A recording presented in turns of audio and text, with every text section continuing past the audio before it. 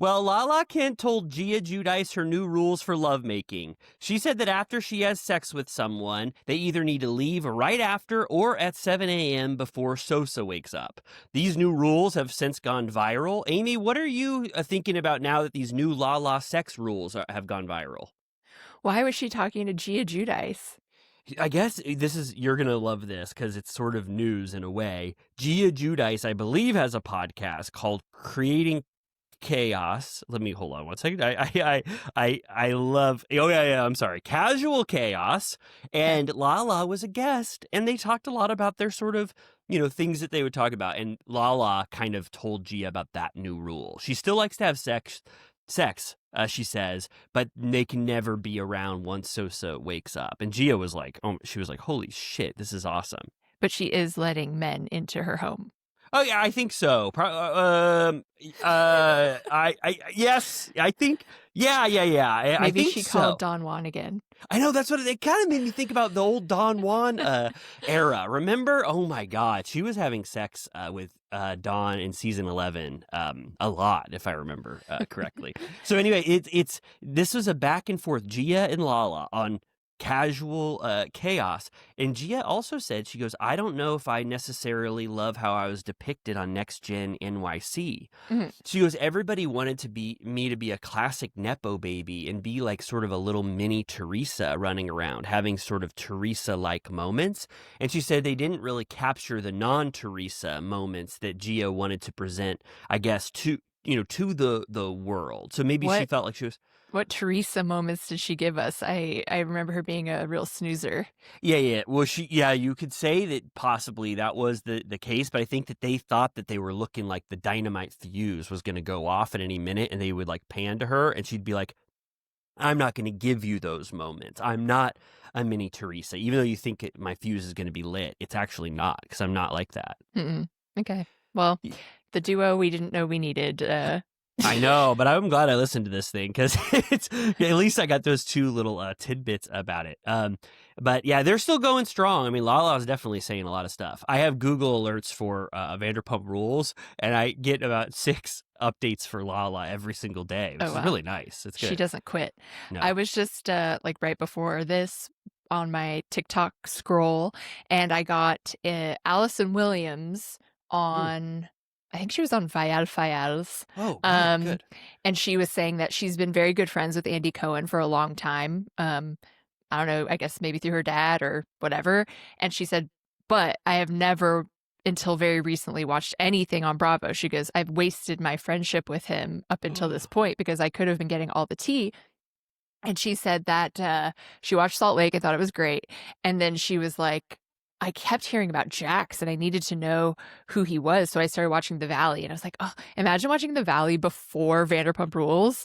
That sounds horrible, but she watched The Valley, was amazed, and then started Vanderpump Rules and binged it. And she obviously loved it. And then she asked Andy, she goes, what's next? What do I do? And he said, RHONY season 1. Really? So that's Andy's recommendation. That's amazing. Wait, so walk me through this again. She did Salt Lake City, the Valley. Then she said, what's next? And Andy said, the next thing, the holy grail that you need to watch next is RHONY season 1. Yeah. She did Valley, then Vanderpump.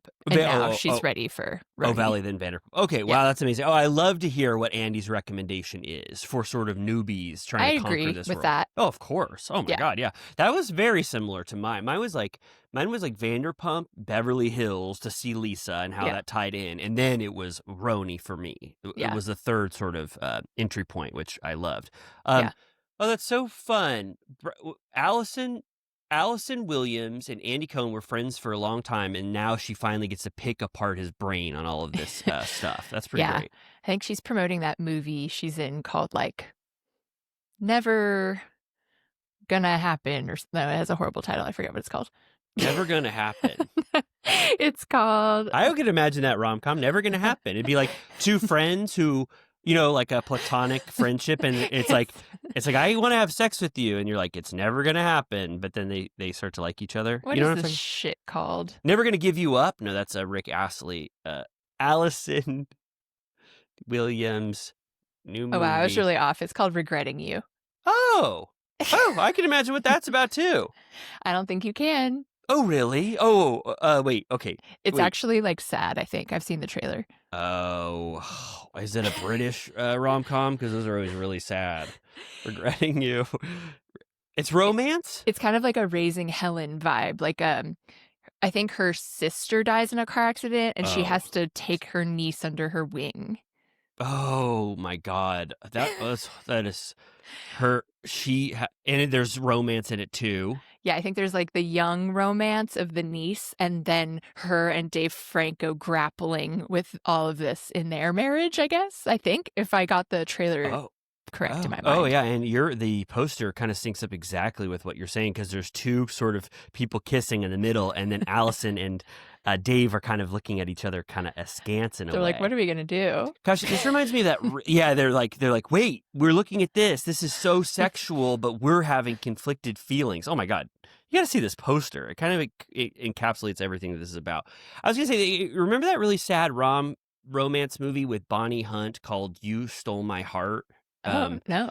It was called "You Stole My Heart." I saw it in theaters, and it was about a sister died a woman died in a horrible. I think an ambulance ran her over, Oh, no. but she gave her organs away, and so Bonnie Hunt, I think, got her heart, and then the guy, I think it's David Duchovny, becomes attracted to Bonnie Hunt because his wife, who died in the car accident, has that transplanted heart in her body. Called "You Stole My Heart." Are you sure it's not called Return to Me? Oh yeah. Sorry about that. It's called Return to Me, and returning to me is his wife. It's a comedy straight from the heart. Yes, and it's really Bonnie Hunt directed it. Oh, Bonnie Hunt directed it, and I think she plays the friend in it.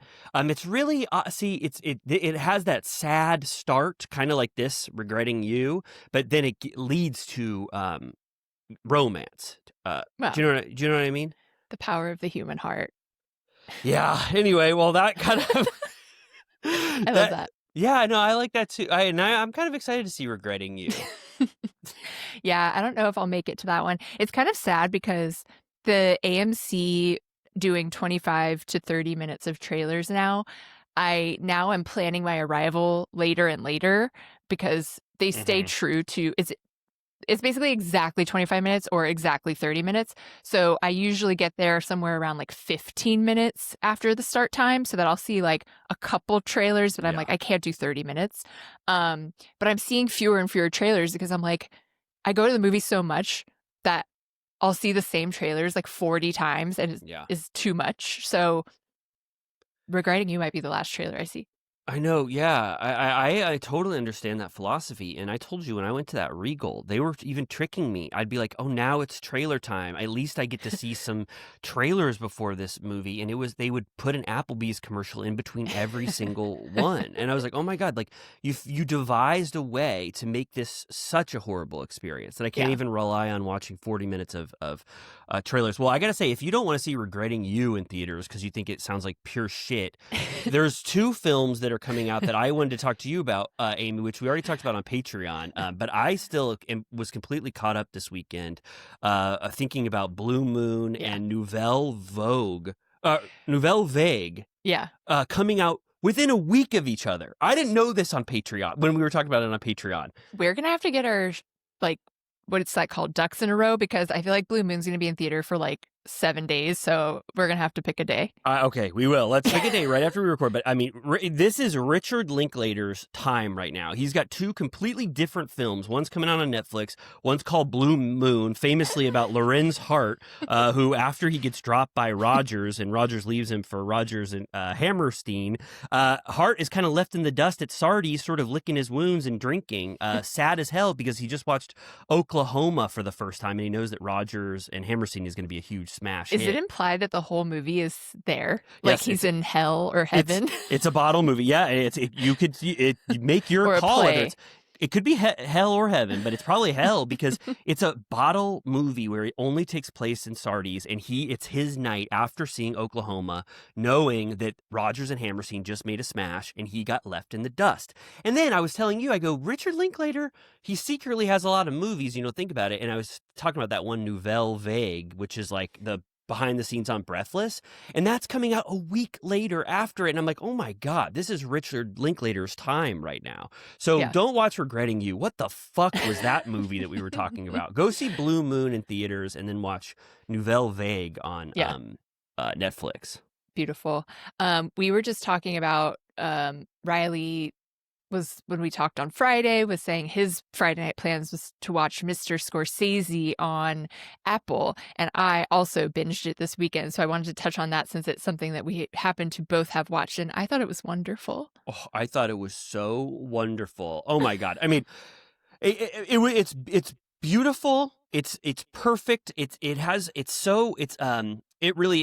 hours. So it's in 5 parts, maybe roughly 5.5, 6 hours. It's the perfect amount of time to spend. Although you and I both said we could have watched 2 or 3 more hours of him going through his entire 2000s, filmography. But I think regardless, they did a good job of sort of showing his entire life. And for me, I'm so familiar with Scorsese's work, but knowing the sort of threads and the through lines between everything, it was so interesting to see that what he considers like where King of Comedy was in his run, and what that meant to him and why he had to do it versus Raging Bull when he was getting back on his feet with De Niro. Right. All that kind of stuff was so amazing. I know. And I didn't know it at all. Yeah, it had me, because everyone's been talking about Paul Thomas Anderson, his oeuvre, and like comparing it to Quentin Tarantino. I was like, I guess it really is different when you're a writer-director because you take full ownership of every single one. And then when you're watching Scorsese, you're like, oh, like he never writes the movies. I mean, a lot of them he's very involved in like putting it together. So some more than others. Like I feel like Goodfellas, he was like inch by inch putting it together. But that's why that's his most prolific or like him movie. But a lot of them, they were like, he was a gun for hire, and you're like, that movie doesn't mean anything to him. No, you know what I mean? Yeah, he even tells you the stinkers. He's like Shutter Island. He goes, I don't know what the hell I was doing there. I was pissed off that whole time. Yeah, no, it was kind of, like his authorship or whatever. It's more like he has projects that are really appealing to him. Like Silence and Passion of the Christ and Gangs of New York, I guess, were his heavy hitters. Like those are the 3 movies that he just like had to make in his life. But no, he's more just kind of attracted to certain material, and he's the perfect person to sort of execute that vision. And people were like, even Color of Money, it's like it was the sort of best version of that film, even though that was sort of like a studio film. But Martin Scorsese took some really fun leeway in there of sort of making it his. How you awesome. shoot pool. Oh my God, that Werewolves of London scene that they always show. No, it was so fun, and he was being such a little sweetie there in his house talking about everything. Him. Yeah, it was interesting the way they interviewed. I'm glad they told sort of not the full, it was never too down and dirty, although I didn't know that he literally almost died from coke abuse, but all of his daughters were in it, and how every daughter got a different version. Like his oldest daughter was like, I didn't see his ass at all, like for all of the 80s basically. And then he has like a 40-year-old daughter, and then of course now he has his beloved Francesca, who he's obsessed with. So wonderful for Francesca. Yeah, they're almost like different eras of his life completely, and different markers in his career. The first daughter got it the worst. My God, he didn't even. I was watching with Megan, and it was much more interested in his filmography and little through lines to get us there. But there were a lot of questions raised, like, what the hell happened to the first wife? What the hell? There was a second wife? Wait. We didn't even get to know the second wife, and then there's Isabel Rossellini or whatever. Isabel Rossellini, and so it didn't really wade into that kind of shit. No. I'm sure there was a lot of stuff there. But it was still very interesting, and I think it covers enough of his personal life. But I mean, I didn't know he was on his 5th marriage, I think, right? He was breaking hearts. But I went ahead and requested my rental for the Last Temptation of Christ, and I think I rented Raging Bull because I haven't seen it in a long time, and I was like, it looks so beautiful, I need to revisit that. Yeah, me too. But I also didn't know that the Jesus movie was that big of a scandal at the time. Oh my God, it was such a scandal. People were going, "Oh my God!" I think I think Jesus gets down off the cross and has like a full life. Or no, he's tempted. Yeah, he goes and like does some fun stuff. He did. Oh yeah, they think it was. I guess it was considered sacrilegious, but it was like I think it's the premise is the devil offers Jesus like, "Hey, look at what your life could be like if you don't sacrifice yourself." The last temptation, Right. and so then it shows that alternate reality. But Jesus, I think, still decides to do it. What I was thinking is he had so many times where his career would have potentially been over after New York. Some director we'd be talking about would have just got to New York and would have been completely derailed. We would have never seen them again. And then he had that 97, 98 era where he was working with Nicolas Cage and he's like, what the fuck am I doing here? Kundun and Bringing Out the Dead. And then Leonardo DiCaprio gave him this full renaissance again for the third time in his life. Yeah. He came back and now he's pretty much on that run since the Leo era. I mean, I don't know very many dips in his career after that. Yeah, Leo offered him the opportunity to start getting independently financed so they could do whatever the fuck they wanted, thanks to Rand. No. Rand really helped out too. Leo was like, Shutter Island, he was in a horrendous mood the whole time because the material was haunting him and he was just depressed. And then he was like, no one has ever had more fun than Marty shooting Wolf of Wall Street. Like, he was just laughing his ass off the entire movie. Yeah, totally. Leo said he goes, Marty kept getting scared on the set of Shutter Island. We'd bring a person in kind of like ghoul makeup and Marty would start screaming. It's like, Marty, you know the material. It's going to be sort of scary. You chose this. Yeah, but he's just, for some reason, he was very, very scared. But then Wolf of Wall Street, Leonardo DiCaprio, what an amazing talking head in this thing. His love for Martin Scorsese shined through. It's like, this is not just some actor bullshitting his way through it.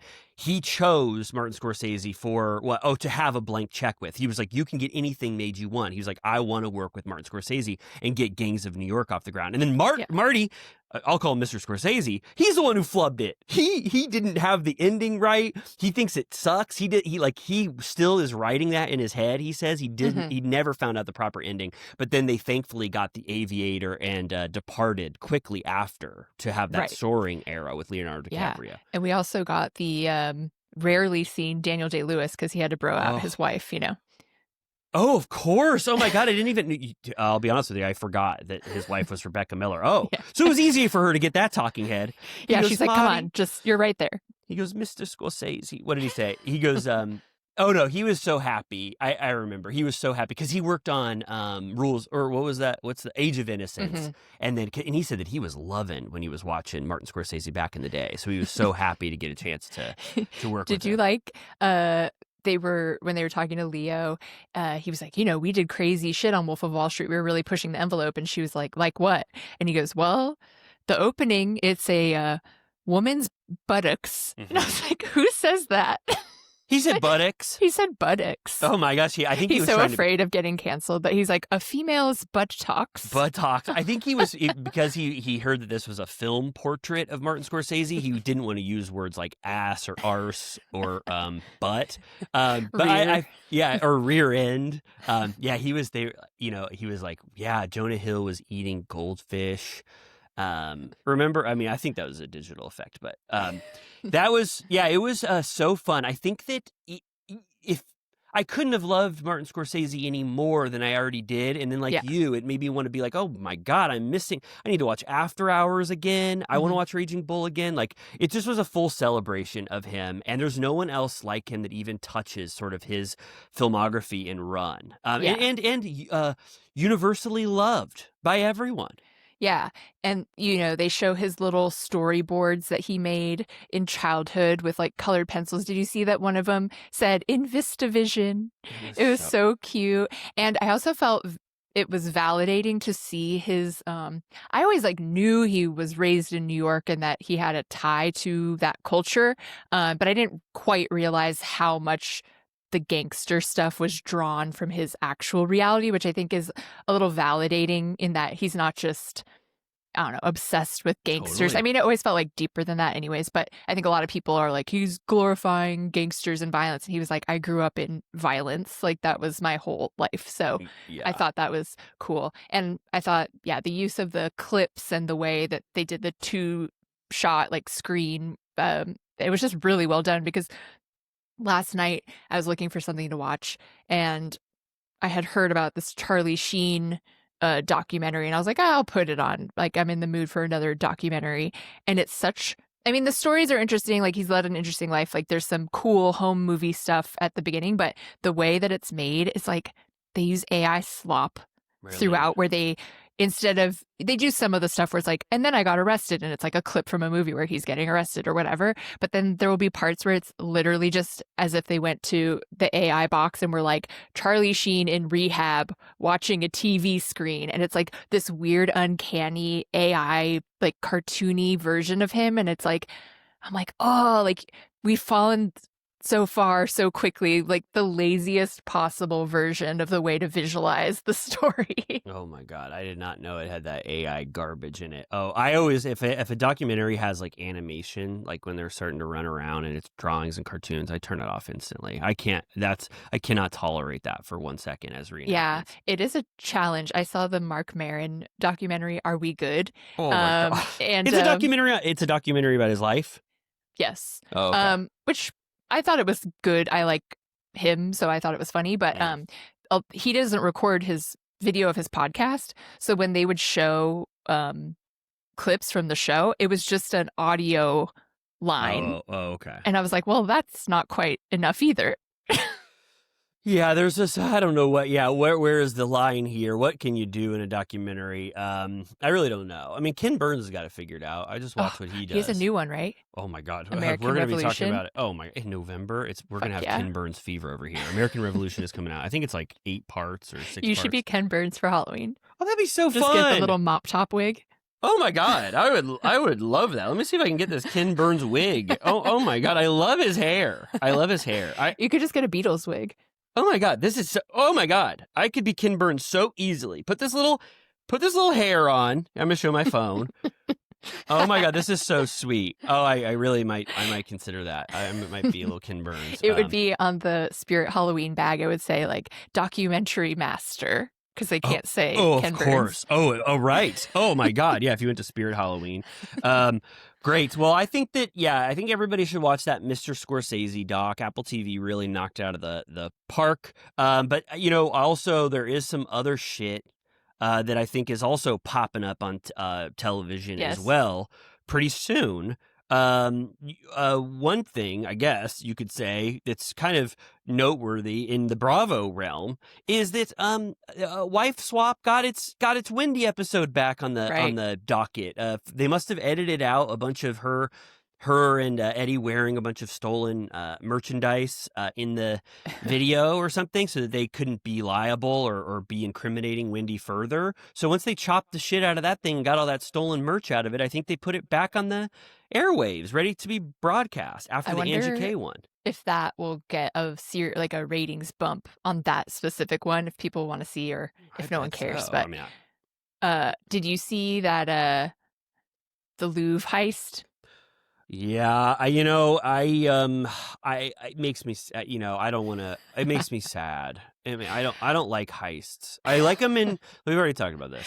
I like them in Heat. I like them in The Town, but I like Ocean's 11 because they were stealing from Andy Garcia. He had a lot of money, and who knows, Andy Garcia could be the curator of the Louvre, like someone just like that. There could be a whole storyline. Yeah, but the Ocean's 11 team had hearts of gold, all 11 of them. We don't know these guys. Who, you mean what they really do? These real guys, they could have a heart of gold. They climbed the ladder. They pulled it off seamlessly. They did an old-timey crime. All right. If they deliver it back to Napoleon's tomb and say, these belong on Napoleon's fingers, you took them off of his fingers, then fine. Okay, you have hearts of gold, but I don't like big major heists and stealing at all. I don't like it. I don't think anyone was harmed. They dropped a Napoleon crown and broke it. Aww. Horrible. That's like, can you imagine Indiana Jones doing that? Hey, I got the ark, and then he crashes and breaks it, and it's like, holy shit. I have seen some fun celebrate. I do appreciate an old-timey crime, rather than a crypto fraud. There's so many frauds happening online that it kind of is nice for someone to physically just go take something from a high security environment. Old-timey crimes. Yeah, I like some of those old-timey crimes. I'm trying to think of They some literally that I just really put a ladder up to the window and entered and took shit. I know. They were like, they were wearing, I think, construction outfits, and they got a big crane. That's and so classic. Yeah, it's cool. But, I hope that okay, people will be like, the Louvre, those treasures belong to wherever they came from. It's like, okay, like I said, give the treasures back if that's what you're going to do. But I'm pretty sure these people possibly are not going to do that, and they're going to sell them for a bunch of money. What is the plan there? Like, how do you get rid of a priceless gemstone? What do they do? Yeah. Does anyone know? Yeah, they probably what do people do with big? You know what I was thinking is weren't the French responsible for that Kim Kardashian heist? Mm-hmm. So that the one French was nasty. I know. Well, yeah, right, sorry, you like this type of crime, not that type of crime. Well, they tied her up and held her at gunpoint. Yeah, I know. Oh, well, yeah, sorry, that's different than this. But the French are doing. I mean, it wasn't a heist though. You can classify it as heist. Well, French are doing a lot of heists. Yeah, can't we just say that? Yeah. Good. They have no respect for authority. No. Well, we'll see. I mean, I wish they wouldn't have dropped that crown. And then I'm going to read some article being like, how this is so good. Finally, the Louvre is being robbed of its treasures. And I'll be like, oh, God. Did you see that in the Martin Scorsese thing? There was when Wolf of Wall Street came out, it was peak BuzzFeed. And it was like a horrible film made by a horrible man. And I was like, oh, my God, remember when they called him a horrible man? Well, it was it said something like misogyny. Yeah. Or it was it blamed the film itself and him. And I'm like, I'm so glad that because no one reads articles anymore, the clickbait headlines are kind of dead. Not totally, but that used to be every day. Yeah. Well, there's still, totally. Yeah, there's still a lot of clickbait, but I know what you mean. It's that looks so shockingly stupid. The think piece culture, I feel is a little dead. Yeah. What was that? Oh, a lot of people though, I know you kind of, okay, it was like Last Temptation of Christ. Martin Scorsese he declares himself a Christian or a sort of questioning Christian. And so Last Temptation of Christ actually came from probably one of the most spiritual filmmakers there is, trying to articulate a vision that he was passionate about his religious curiosity. And people don't know that when there's no context. In Wolf of Wall Street, when you watch that, I can imagine someone not being sure that Martin Scorsese thinks that this is the most reprehensible behavior of all time. Because I know a lot of people that watch that movie and they said, who, I want to do drugs. And that's why it did so well, because most people watch it on just the top level. Yeah, so I'm saying, I can understand why some of the first reads of that film were because there were some frat people going and having their frat parties in that thing in the theater, drinking a bunch of keg beers and saying, I love this type of life. But you have to imagine Martin Scorsese is looking down on you and shaking his head saying, I hate this kind of stuff. Yeah, even though... But that's the thing with that movie. You get allured to, you're like, this is so fun. And you're like, no, it's bad. Snap out of it. Yeah. I always, I think I already said this. I don't really like Wolf of Wall Street that much just because I don't like the improv comedy stuff that's in it. I feel like Jonah Hill was fresh off Judd Apatow movies or something. He was like, Marty, this is the future. We got to be knocked up in here. So there's 4 or 5 scenes that are clearly Jonah Hill improvising, and Leo's not a very good scene partner because that's not what he's there for. He doesn't really know what he's doing. So those really grind that thing to a halt. But whatever, it's like me saying it's my 15th favorite, Martin Scorsese movie, which is one of the best movies of all time, Yeah, any Christians in doubt, sit your ass down and watch Silence, because that's a real meditation on Christianity. Yeah, I saw it on Easter. Oh, that's beautiful. Oh, it definitely made me want to watch Silence. I like that got some... It's really beautiful. It's a hard watch. It's really long, and it's brutal and sad, and there's no frills on as far as it's not sandwiched in fun. Damn. Oh my God. All right. Well, speaking of sandwiched in fun, I think that this thing definitely is sandwiched in fun. It's sandwiched between us not knowing this existed to now it possibly existing, and it's Next Gen NYC season 2. We found out is actually filming with Charlie Zakur, is going to be a part of the cast, and so that. I mean, that couldn't be better news for Hell me, yeah. knowing that they're picking up on the momentum. They're getting Ariana and Hudson splitting up. Charlie's going to have to be like, yeah, I was in that house, but I didn't know what the hell was going on, that crypto kidnapping. And there's just so much shit I want to see. Georgia in her new era. Gia Giudice gets round 2 to not be Mini Teresa, like we talked about. Yes. Yeah, how do you feel about that? That was great news. We get post Ariana breakup. Yep. And will Charlie come after her now? Because he was always a little interested before. Yes. No, I'm excited, and I'm excited to see them all at BravoCon. Me too. I hope they go to Sardi's.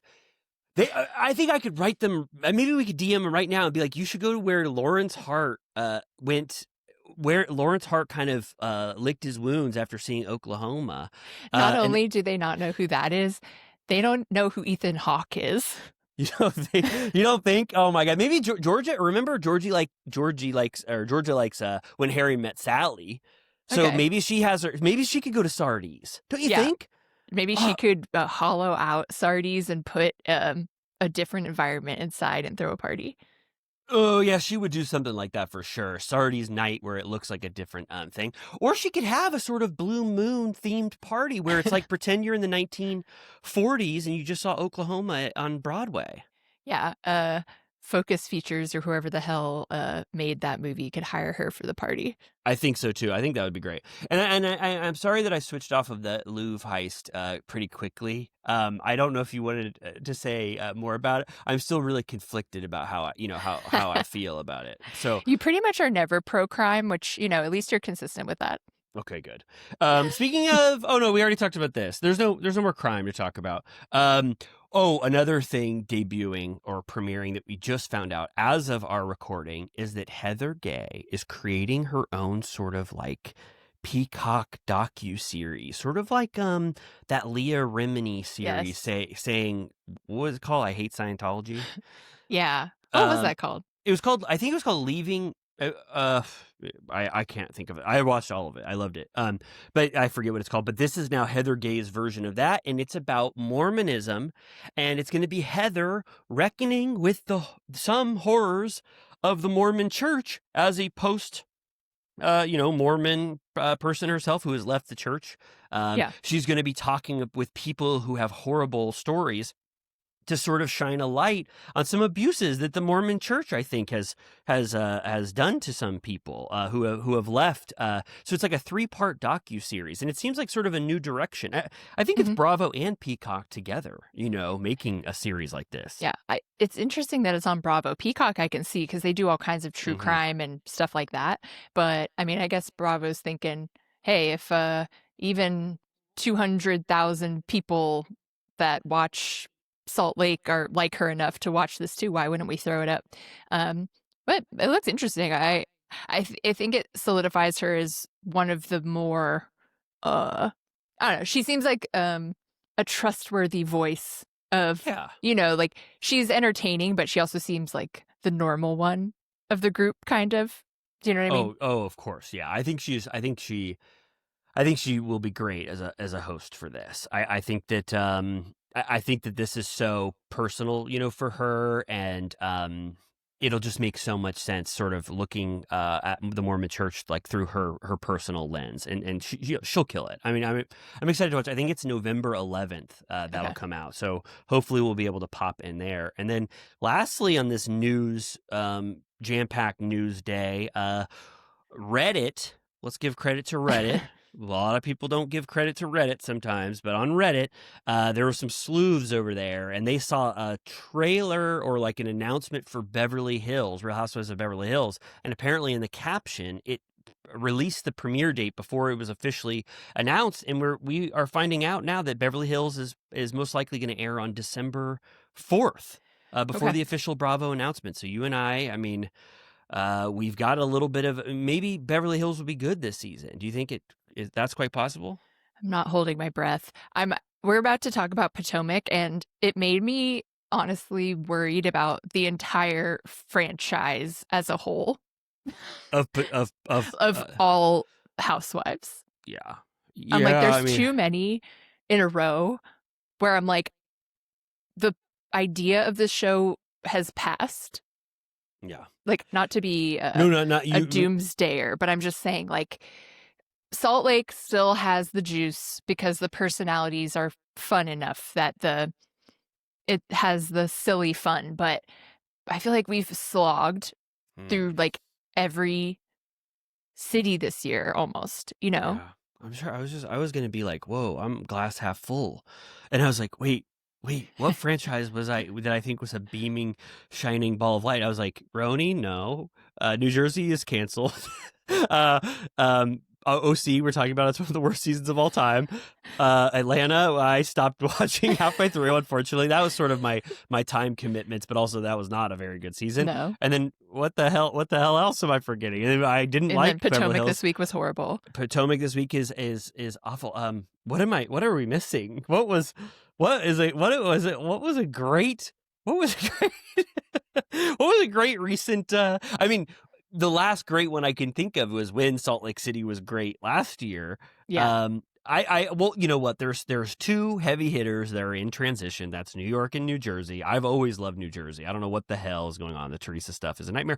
Miami, no, not excellent, but still fun enough. But no, Yeah. I mean we both concur that there are problems with that that franchise as well. So yeah, I mean, It's a little bit rough out there. I saw a blind item that New York is completely on pause. Like they're just really trying to figure out what to do. Obviously that's yeah. like unsubstantiated, but I mean, Well, it it's seems the fact that they haven't announced it at this point is, you know.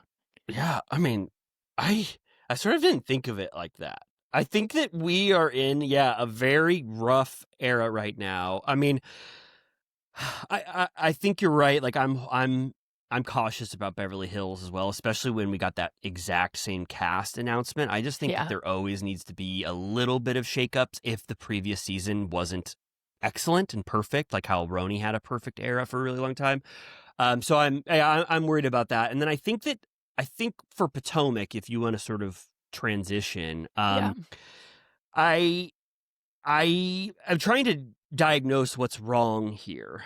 Right. Um, I think a part of it, for me, before I just sort of blanket this entire episode with being one of the worst episodes I've ever seen in my life, I want to say that I think Angel and Tia are amazing, and I think Stacy is amazing. Like 9 out of 10 for me, and I'm alone on with my Stacey feelings, but I know you like her like well enough. Yeah. But I feel bad that Angel and Tia sort of have to perform and come out to the world on a season that is this bad, and the reason I think it is so bad is because without Karen, there's this now huge divide between OGs and newbies, and the OGs are sort of running the show, and they're sort of creating their own world, and the world that they want to create with these new cast members is not working at all for me. They're sort of forcing their narratives and their storylines onto the newbies. They're doing it with Stacey. Now they're sort of like almost maneuvering chess pieces by getting Angel and Kay to have a war that they don't want to have, Yeah. by sort of manipulating them and saying like, you need to be more mad at that. Why were you more mad then and you're not more mad now? That needs to be the conversation. It's like, we don't need you, Giselle and Ashley and Wendy. I mean, you're not doing great this season at all. So we don't need you bestowing advice on anyone. I like Angel, Tia, and Stacey as much as you right now, given your current performance. So there's sort of this, and then there's also a lot of caution when you have a split cast between OGs and newbies, because there's a little bit of like the newbies are fighting with each other because they're insecure about their place on the show and they want to defer to the OGs. But these OGs, like Wendy is treating Angel like absolute shit. Like she won't even look at her in these scenes. She's not, you know what I mean? So I think that this is just like, I'm sure Andy Cohen, who's seen every wave of these franchises, knows that this is a transition year. He probably has this formula on a board somewhere where he's like, oh, 3 OGs and 3 newbies, that's usually not good. You know what I mean? And I think that that's what we're witnessing here. It's just something is wrong. Like in the formula of this season, it's wrong. Yeah, it feels very transparent the way people are sort of trying to point fingers and pick fights, and the topics that they're fighting about are not interesting at all. I think we'd be hard pressed to find a viewer who cares about what they're fighting about. I don't think it's just us. You know, they're saying that this episode is called Chin Checked. And I literally went on Peacock and made sure that I wasn't on the wrong episode because I was like, we already talked about that. I know. Like, that is not fodder for a whole extra episode. This terminology that, like, it's so lame. And it's also something that I think the new cast members would have moved on from on their own, but they are being forced to. They are looking to the OGs for advice and guidance, and the OGs are telling them, "No, make this a bigger deal. This is a huge deal, and we don't want it to be a big deal. Like they are authoring the season, and we do not like what they're authoring while they're using the newbies as chess pieces. I mean, I got to say also, no, in addition to that theory of the OGs like not properly handling the season, Kay needs to give up. I mean, the focus on this Wendy feud. I mean, my God. I mean, this should have been one sentence and get over it. Right. But now we're in 3 episodes where Kay is taking Wendy to task for saying, "Did you do your own makeup at the red carpet?" Like, I feel like if there was a more vibrant season, this would have been nipped in the bud within 1 second. And now we're watching it for way too long. Right. She's also kind of flip-flopping between being mad at Wendy and Angel. And I'm like, you need to choose a side, because Wendy will start to turn on Angel and then she'll be like, yeah, Angel, you were being fake. And I'm like, okay, you're alone on an island now. Yeah, and that's because she's taking her cues from Giselle, who Giselle is trying to manipulate them to say, you should be more mad at this. This is what you should do. Oh, I'm looking at your calibration of energy, and it's not what it was. So bring that here. It's like we do not need them to do this at all. Yeah. And I really, there's nothing. We talked about this right before, and it's like, what would you say is even warrants a discussion here? I want to say that I really enjoyed Tia's scene with her daughters. I think that there's an interesting home life there. I think Tia is great. Like, she's a very good cast member. She has not done any new cast member thing where she tried to pick a fight for no reason, or she's trying to go head to head with an OG for the spotlight. I feel like she's just a kind of a normal person sort of operating within this universe. I feel like her and Stacey might have fun together. I think that as relatively new cast members, that could be an interesting dynamic, seeing them together. So their scene was great. It's just that no one can shine in an episode that is this shitty. Yeah, I know. It's almost like I need to go back to early Housewives and understand what's at the core of what made them great, because I just feel like we've lost the plot. But it's really hard to reinvent that magic. I always get clips on TikTok of Kim Zolciak with wine and a cigarette in her car playing Sheree, her first single. And I'm like, that will never happen again. Like, no. It's just, as a society, I don't think it's possible to capture those moments anymore. I don't know. No. Yeah, I mean, yeah. Searching for sort of very truly unscripted moments where it felt like we were sort of really breaking the format here and watching something that we weren't supposed to witness. Brings a tear to my eye. Yeah, you're right. We are so far from that. We've gotten to such a very produced format here. Salt Lake City was the one that was still breaking new ground by having, the reality Von Teese stuff. I know that it's possible. It's all about the cast. It is all about the cast and their dynamics. And I feel like Giselle and Ashley and Wendy are sort of on their back foot now that Karen is gone. And there's a little bit of a mentality of trying to keep this OG status when you see around you, you have 4 new cast members that are all sort of clamoring for a potential spot. There must be so much competition. Like, when I watch Wendy deal with Angel, I'm like, oh my God, this is almost taking me out, because no human would ever be like, yeah, we went to the same college. Anyway, I'm going to go leave, because I barely want to even think about the fact that that we kind of know each other, that we were Right. at the same school. Anybody else would be like, whoa, that's interesting. Yeah. But it's because, and I understand it's not their fault. There is just, there is job insecurity on all of these franchises. And I think that this sort of ratio of new to old is really affecting the OGs, where they really feel like, and also the OGs are not really providing enough personal life that we're interested in. They're sort of pushing the brunt of climactic stuff on the new cast members and be like, you guys all fight. We don't show anything our own. Like Ashley is completely deflecting every time she talks about Stacey, and so is Giselle. Yeah. Yeah. So it looks like next week there's going to be the Chris Samuels accusation. Stacey brought up this week that Giselle is dating a mystery man. So it's all sort of people just bringing up these trip lines that they're trying to be like, what about this? And it's just a little shallow. Yeah, it is. And yeah, and we're waiting on this, Monique thing, which I don't care about at all. I know it's going to be a dud. And I don't even really, besides what I already, articulated, I don't, it's kind of unusual for Potomac to start out this bad. I feel like 3 episodes that are just, I mean, or maybe you could be, maybe Karen can be watching right now and saying, hey, look what happens when the Grand Dame is not here. Your season is horrible without me. I mean, I enjoyed last season a lot. Stacey's first season with JT and Karen actually there. Maybe this is what a Karen-less season of Potomac looks like. And maybe we're kind of going through it. Nothing else. I mean, really nothing else, right? No, it was really a flop Tina episode. I was taking notes and I was just like, I don't even know what to write down. I was like, this is not very entertaining.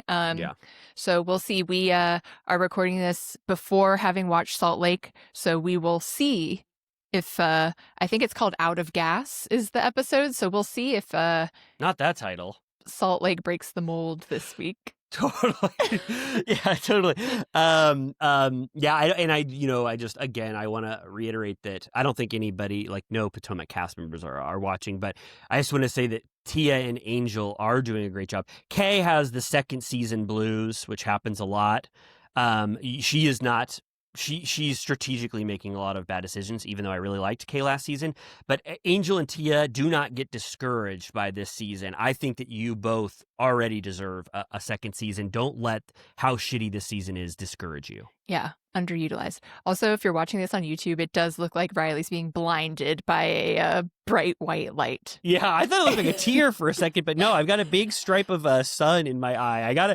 Amy, I gotta go. I gotta take care of this. Do you mind if we take a certified turtle piss break and I get the sun out of my eye? All right, okay. It'll be dark when we talk next. Sounds good. Well, I like to play dirty, but I clean up real good. That is famously Archie Bedore's tagline, which we learned tonight. Can you believe that, Amy? I love it. I love the little voices they each did, but Shannon's was definitely the goofiest. Shannon's is by far the best. It's so fun for Archie to have that kind of British accent. I didn't know she would consider Archie to be hoity-toity. That is so fun of her to make that choice. Kyle's was second best, and then Bronwyn didn't do a lot for Georgie. I mean, I'm fine. Not everybody does a good major voice for their dog, but Shannon's. What was that one? It was like, I used to be stinky and delusional. Now I'm just delusional. I was like, that's kind of funny because the boxer's just like, huh? They're all so good. I mean, it's one of the best ads I've ever seen. It's way better. No offense, but it's way better than that Clorox Heather and Brittany ad. This thing is so funny. It's for Myers soap. Good job to the Myers creative team. Yeah, and Shannon goes, Archie, Bedore, you're not supposed to record taglines without me. At the end, and he goes, huh? I love anything where a dog goes, Me too. Maybe I could have used the little pause coming in from the side, like covering his eyes, but me too. It's really underrated. I've been putting on Goosebumps, that TV show, and it has a kind of an iconic cartoonish dog who that's goes scary though. Who? Oh yeah, it's so scary. I'm trying to get Penny. Don't his eyes turn like red or something? Yeah, and it goes ho ho ho ho ho to the Goosebumps theme song. Kind of not really the same as this, but just kind of a dog that's making kind of a funny noise, just like this. I think I still have the Haunted Mask VHS. That was my favorite. Oh my God, it was so cool. I got that thing too. I don't know. I was probably much older than you when I had it, but I was so excited because I was the biggest Goosebumps head of all time. So when that came out, it was burning a hole in my VHS player. Terror Tower.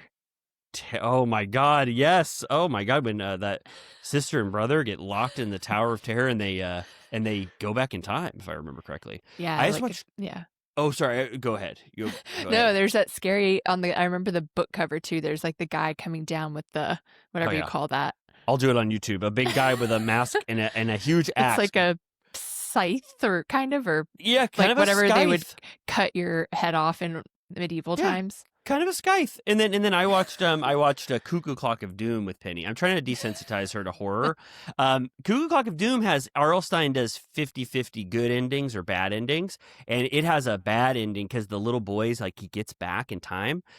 He gets back from being caught in a time warp, but his sister gets lost in the time warp. She's never been born, and so he goes, "Oh, everything's fine." He goes, "But I don't think I'm going to get my sister back anytime soon." And it's like, whoa, he's a little stinker brother. He doesn't care that his Wow. sister got... Isn't that kind of funny? That's every little boy's dream. Totally. Oh my God. But not mine, though. I loved my sister. But yeah, most boys' dreams, for sure. They Yeah. love that. They were always like, well, there is the creepy crawlers putting slime bugs all over your sister, scaring them. Yeah. Then this is a role reversal, but the Olsen twins had Brother for Sale, only 50 cents. Really? Was that a movie? It was a song. Brother for sale, only 50 cents. Brother for sale, it's not a big expense. They Oh wanted my him God. gone. They totally turned that thing on its head, like you said. Sisters wanting to sell their brothers. Wow. I can only imagine how funny or how interesting it keeps going till the end. Yeah, lots of rhymes. But yeah.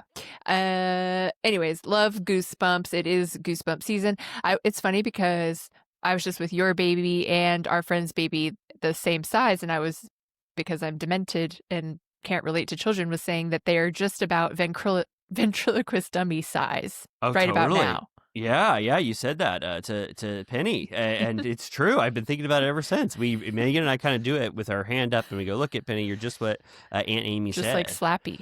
Yeah, but it's totally true. She is exact. I didn't think about this until you said it the other day to her. But no, she is exact same size as Slappy the dummy from Goosebumps. What's that one called? Cheese? Say Cheese or Die? Say Cheese or Die was a cursed camera where you take a photo and it would tell the future. But Slappy was kind of a little stinker. He was like he was just kind of like he was like he would tell jokes. He was kind of like Freddy Krueger, but a little kid's version. He was like, yeah, he was like, I can't even remember some of Slappy's slingers, but it was like I don't know. He was just kind of mean spirited, but I don't think he killed anybody. What was let's see. Yeah, what were his books called? He was called Night of the Living Dummy. Oh, there you go. And was that a whole franchise? Yeah, there were about 3 of them. He'd go, "Hey, I'm locked in your what would he do?" I'm trying to think of what Slappy would do. He'd be like, "Hey, somebody." He's like, "Game's over, bitch." Yeah. It was R.L. Stine teetering on the precipice of possibly saying "bitch" like Freddy Krueger. I think he was like, "Now who's the dummy?" Like rude. Rude and possibly crude. He does kill people. It says number Murderous? of people. Yeah, it says the number of people Slappy has killed, and it's like 7. Oh my God. Do you remember the Seinfeld where what is going on with Jerry? Oh fuck, you hate Seinfeld, goddamn. Well, it's okay. It still asked me. Maybe I might know that. There's it might be the Kenny Rogers Chicken Roasters episode, and Jerry's like losing it, but there's a dummy tied in somehow, and he gets scared, and he hears little clickety clacks across the bedroom, and he goes, "Mr. Marbles?" And I was just pictured Slappy. Oh really? Who's Mr. Marbles? I think he's a dummy. I'm trying to remember. Seinfeld, Mr. Marbles. Mr. Marbles. I wanted to say, yeah, I can't. There's no. Sorry. Well, you look up that. I was looking up Slappy's dialogue. People can't find one thing that he ever has said. He wiped it. Slappy the dummy quotes, "Hey, Amy, guess who?"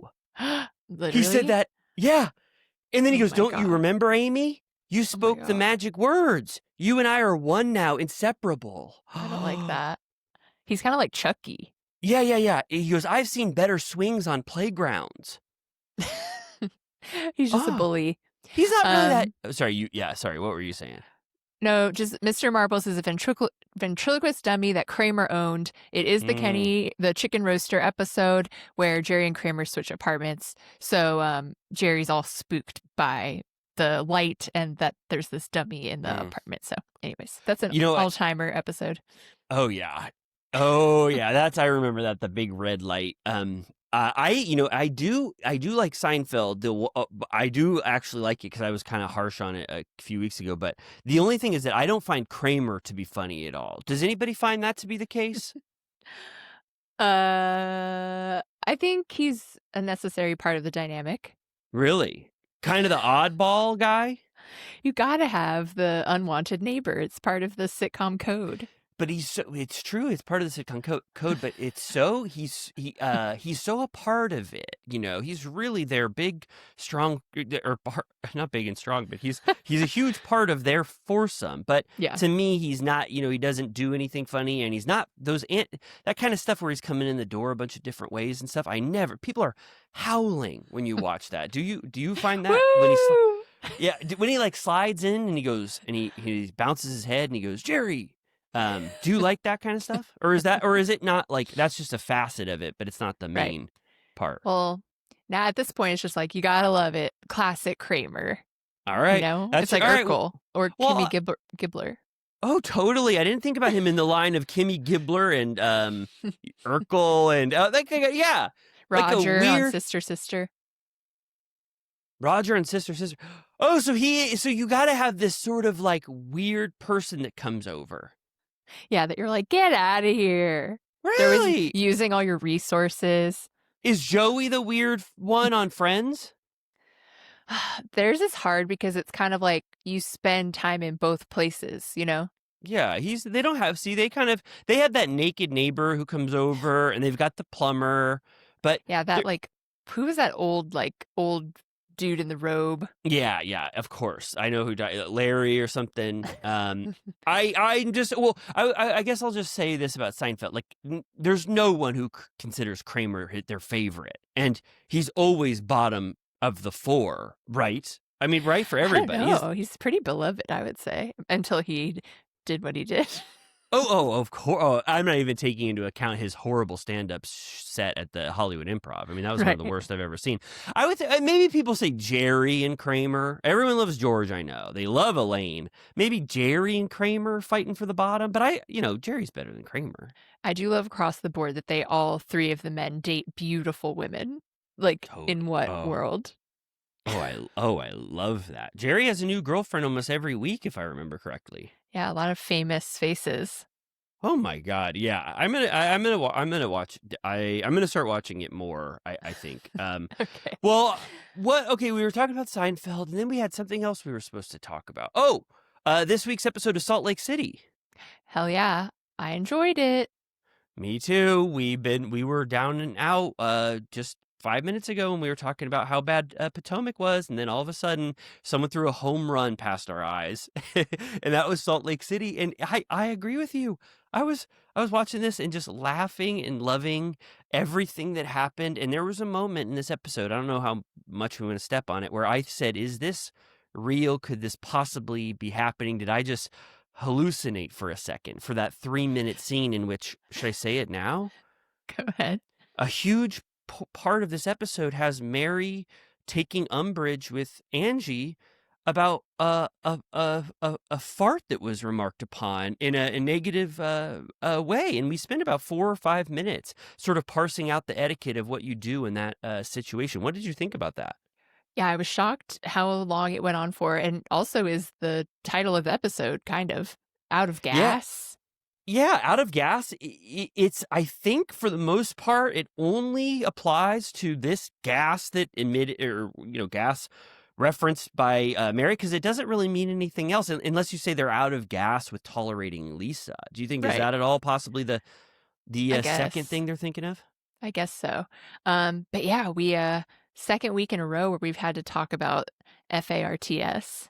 Yeah, I wanted to ask you how we handle this, because we have a kind of a huge rule at Turtle Time. We don't usually say that word. Do you want to call it breaking wind? That's somehow worse. Okay. Do you We might just just have to like grin and bear it because it's direct quotes. yeah, all right. So you want to use the full FART and we use it as the we'll use it the most we've ever done in the I entire run think of Sugar so. Time. Okay. Yeah, All right. I Do could you want that? tell. Oh, go ahead. Go ahead. uh, no, I feel like Mary described it a few different ways, so we'll see. Oh, yeah, yeah. Do you want me at all? Because we did talk about doing a foghorn anytime the word fart comes up. Do you want me to play one? Like right this second. Well, yeah, I guess we'll see about that. But I do have a foghorn on standby. I guess if we Okay, good. need that to replace any time that we say that, we won't get demonetized on YouTube for saying fart too much, right? It might boost us. Okay, all right, sounds good. Like you said, this episode is called Out of Gas. It's the 6th episode of the 6th season, and it starts with Heather and Angie creaming up their coffees. Heather uses a cold foam. Heather uses a cold foam, I think, from Trader Joe's. Angie uses traditional creamer, and then they FaceTime each other and talk about Lisa. Their what happened at that garden party with Lisa, and Angie's pretty committed to, she doesn't like how low she went, but she's still kind of steadfast in that she doesn't really appreciate Lisa, and she feels like she wasted time with Lisa, Mhm. which I thought that was kind of sad for me to hear. Right. Yeah, it kind of comes up throughout. People are deciding where Lisa lies, how they want to deal with her. Feels like she's losing her grasp with the group a little bit. But yeah, there's more detailed conversations to come on that front.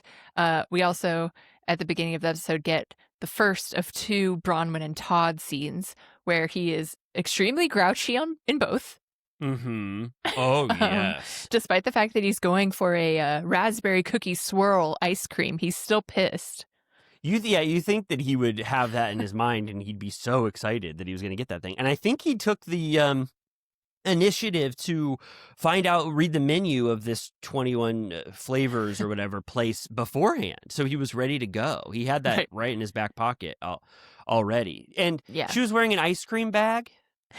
Yeah, she was wearing all pink, and then she had another Judith Lieber Swarovski crystal ice cream cone bag. So she dressed on theme for her outing with Todd.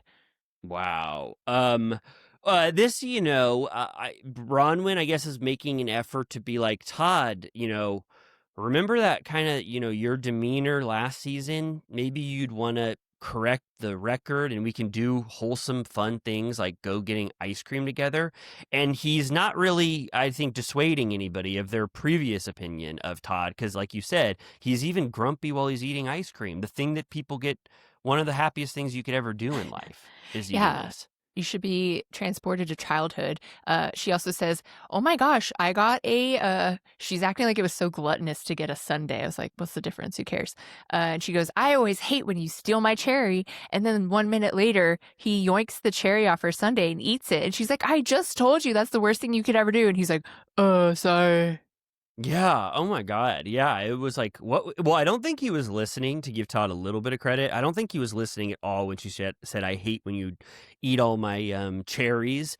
But yeah, she called him an asshole for doing that. It seemed sort of like an uncontrollable impulse for him. I He has know. to, it was like psychologically, interesting. And then, but I think she did have two more cherries hidden in her Diet Coke that she could have if she wanted to. Did you see those? Wow, sugar fiend. She goes, oh, by the way, she's all excited to talk about, she goes, "Are you so proud of me? I was so good at that psychic wine party. I didn't pop off at all. Lisa and Angie were the ones that freaked out. I didn't do shit." And he's like, "Whatever." And she's like, "Oh, also, there was a psychic that told me crazy shit that I'm really intrigued by, and that's very relevant." And he goes, "I don't believe that crap." Yeah, he goes, was that his medical opinion? Because I didn't remember this. Terrence said, your mom is as recovered as she's going to get. Did Terrence say that? Your I mom's think as there recovered as. was something about like what road they should take on Oh, treatment or something. is that a good thing? She's as Not recovered as she's. necessarily. No, I was worried about that. But then Todd was like, I don't give a shit about what psychics say, which he's going to be eating crow when he sees the footage of how good Terrence was. Do you think he Right. will? He doesn't care about anything, but it's like Bronwyn is very excited. She's trying to do a scene with you. That's the thing that I hate with these men that Yeah. hate filming. I'm like, Me then too. don't do it because it sucks to watch and you look like a dick and it makes her look like an asshole. You know, it's like, just don't participate then. Yes, and in a way, she is saying right here in the next couple of minutes, she's basically saying you're kind of sabotaging my scene. I wanted Right. you and I to look like we're going to get ice cream and we talk and have a fruitful relationship, and he makes her look like she's odd and weird, and then that causes her to get upset. Yeah. With him, and she goes, you are making me very upset. I feel like I'm misunderstood all the time, and now I'm being misunderstood by you. And she's like, I have to tolerate him being less emotional than me. But then Todd kind of relents. I mean, I think he also had a little bit more of that raspberry swirl ice cream that was sort of getting his fun meter up a little bit. But then he goes, sorry, that was awesome what that psychic said. I'm sorry that I didn't, get into it with you. So he kind of had a little hint of fun at the end. Did you think?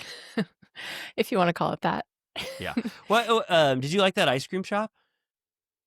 What was it called? I forget. Yeah, I know. Shit. No, I completely forget. I don't It was something know. weird because I was like, what is that? Yeah. And you're kind of right. Well, you're not. I mean, you're right, but it is interesting that Bronwyn had so many scenes with Todd this episode. Yeah. I think she has. I was kind of wondering. It's like he's a horrible scene partner. Why do you keep doing all this weird stuff with him? I know. Okay, Lisa. This scene, everybody loves it. This is pre-fart scene. Lisa is getting she's getting her suitcases ready for. Oh, we didn't say this. My suitcase. Absolutely. Absolutely. You have to remember why Lisa said that to John. It's because she was still caught up in the Barron Trump, I like my suitcase meme that was still going Best viral. sound of the year. Yeah, that was great. Was that 2024? It probably crossed over from late 2024 into early 2025. Oh, it was. Oh, good. Oh, I didn't know. Crossover hit. I didn't even know it popped into 2025. So anyway, when Lisa For says, me, it did. For sure. So when Lisa says, I like my suitcase to John, you have to understand the context of when this was filmed. We didn't mention that Heather at the garden party said, we're going to Kanoan to be on a big yacht, and I can't wait. And Lisa had missed the initial invite when they're going to go on that. Right. I'm going to call it the below deck yacht. That's what it is, Yeah. right? Yeah. Yeah. And then she goes, John, I talked to a psychic about our communication issues. And he goes, what does he say? He's like, oh no. He goes, oh no. And she goes, some stuff really resonated with me about us having communication issues. And then I was wrong. Last week I kind of downplayed some trouble here. It sounds like John agrees. I think that John feels completely overruled in every aspect of their life and doesn't feel like he's heard, or that Lisa cares about his opinion for shit.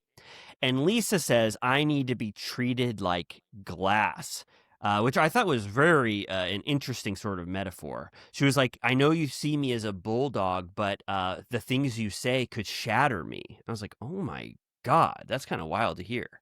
Just like in Unbreakable. Oh, I didn't even think of that. You have to think about the context of the time and the scene when this was in. Unbreakable was huge. Unbreakable, glass, split. Oh my God. You gotta say Mr. Glass has the worst power of all of them. Brittle bones. Brittle bones. And it was the exact opposite of what the odds of this, the exact opposite of what Bruce Willis had. He had strong bones. He had strong bones, and then don't get me started on that last one. Split. What was that one? He was a split personality where he's really mean. He's kind of a Dr. Jekyll and Mr. Hyde, I assume. Yeah. He would be like an old lady, like a hot guy. He constantly is splitting into different personas. Yeah. What's the other one? Isn't there Split or is he in Glass also? Nightcrawler, Split. I just remember that final one when M. Night Shyamalan was like, I'm going to make this for $1,000, and they were all just in a warehouse. I never saw it, but it was like, I'm Split. Yeah, I guess it's just Unbreakable, Split, Glass. That's so weird. Of all the three weird things he made, like those three are so weird. Unbreakable. Yeah. I think that was kind of M. Night Shyamalan. What was he thinking with those three? Isn't it? He's supposed to be low-key Superman or something? Oh, right. I forgot about that. And Mr. Glass, to make up for his brittle condition, he is really smart. Yeah, because he had to be inside all the time. Right. Oh my God. Kind of like Martin Scorsese. Exactly. His asthma and his looking through the window made him visual.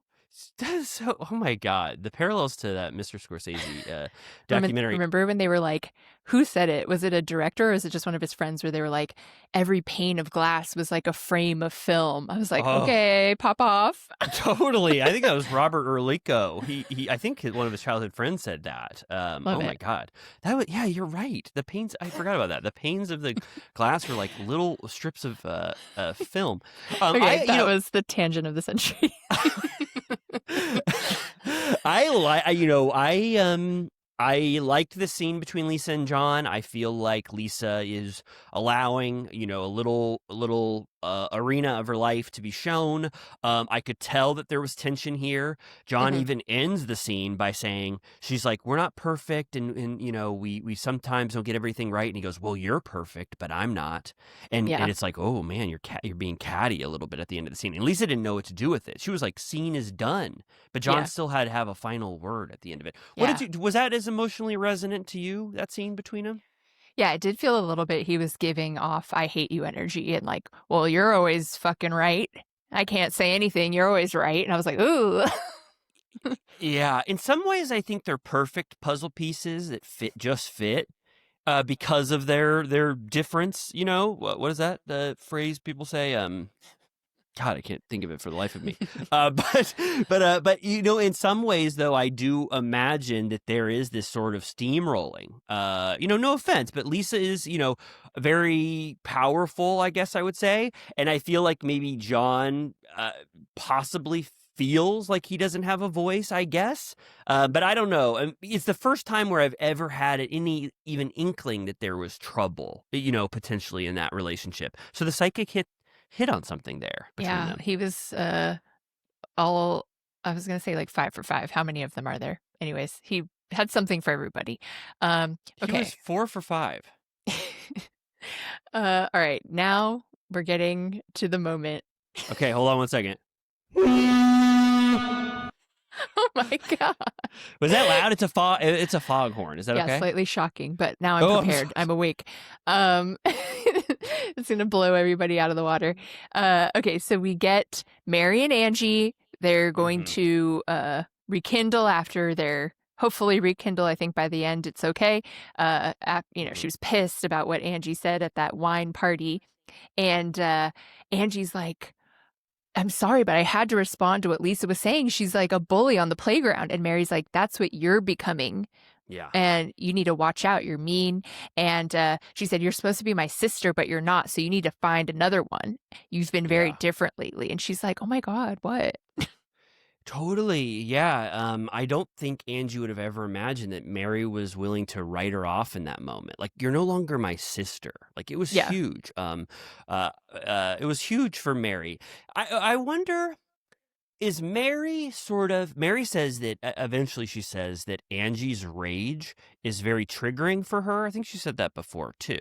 And she says the Angie I know is very calm and cool and fun or whatever, all these different adjectives. But then when she sees Angie in that light, she's like, I don't like this at all. I don't want anything to do with this person. I wonder if Mary's getting mixed up with Angie's sort of fake, over dramatic, theatrics when she's just faking for the camera. Because all of those moments that I remember Angie flipping out and throwing stuff are where she's purposefully having a fake overreaction. So I wonder if it's like there's something lost in there. Like almost Mary's like, what the hell are you doing when you get on camera faking like that? You know what I mean? Right.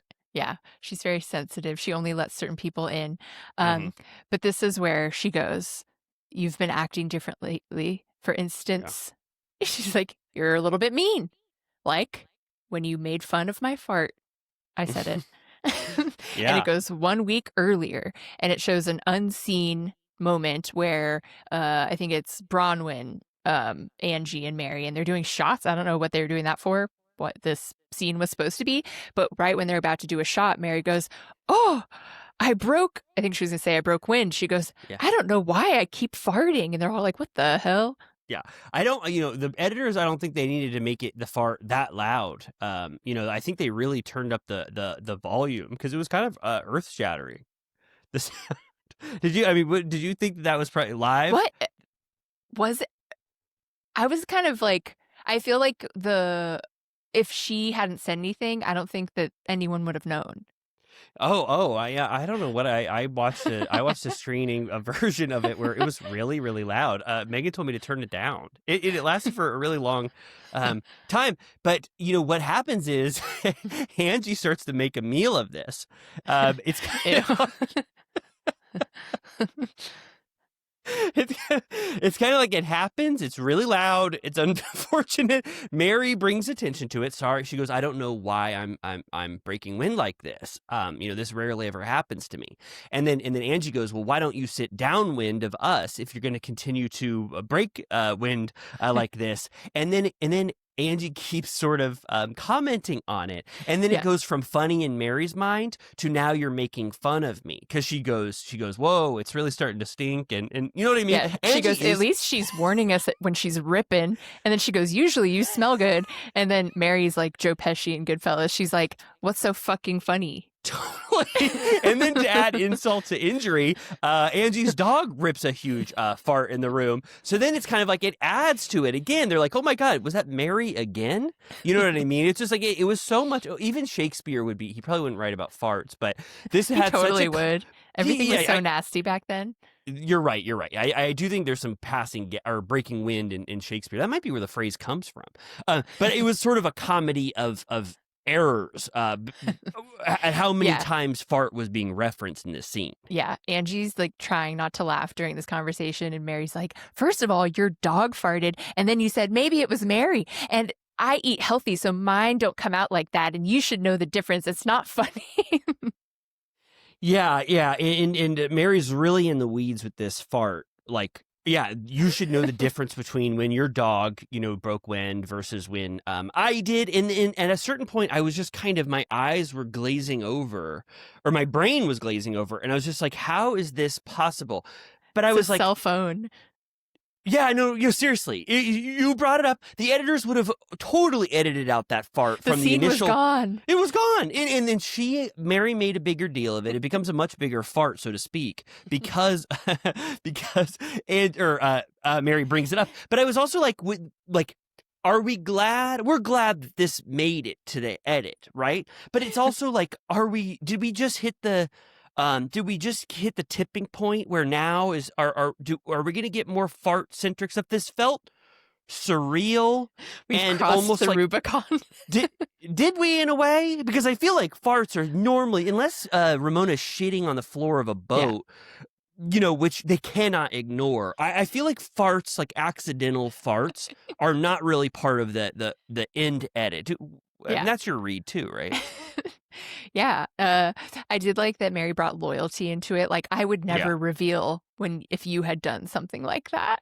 Yeah, and she's not even doubting that Angie has possibly done that around her in the past. And Angie does a very good job. I mean, Angie is already iconic. She really is. And I was talking shit. But the way she handles herself during this fart-laden conversation, she is so straight-faced and able to keep it together that she sincerely holds Mary's hand after and says that kind of fart stuff will never happen again. And she means it. And then Mary makes it, like you said, much deeper, what the fart was sort of symbolic of, which that's what Angie is responding to at the end. Yeah. Have you seen the clip of Wendy Williams burping and farting? Like once it's like 1, 2, 3. She's like, excuse me, pardon me. No, I haven't seen that. Should I watch that after? Yeah, definitely. It's the best. Okay. Excuse me, pardon me. Oh my God. I'll definitely watch that. The only clip I ever see of Wendy Williams, and you got to correct the record, is that one clip true? I've never watched anything. Is that one clip true where she goes, "What was that?" James. Is that what it is? And then they pan to the audience and there's a really scary Halloween creature in her audience. Is that a real clip? It's real. I remember the creator, podcaster, people that have been on the internet for 15 years will remember him, Rich Juzwiak, who also made the supercut of I'm Not Here to Make Friends from reality TV. He made that, James, what was that? And I'm so glad that it's persisted for this many years. He made it? Like he pulled it. Like he discovered it. So he saw it live potentially and said, that's a very funny moment. And then now it lives on the internet. I mean, it's the funniest thing in the world. It's so amazing. It's just like, what the mask looks like is so cool. All right, well, I only have one Wendy Williams clip in my mind, and I'm going to get that second one that you don't know about the killer? What was that one? There's a montage of Wendy has a lot of isms, but one is that she has this idea that there is a killer, like the killer just encompasses like any form of danger.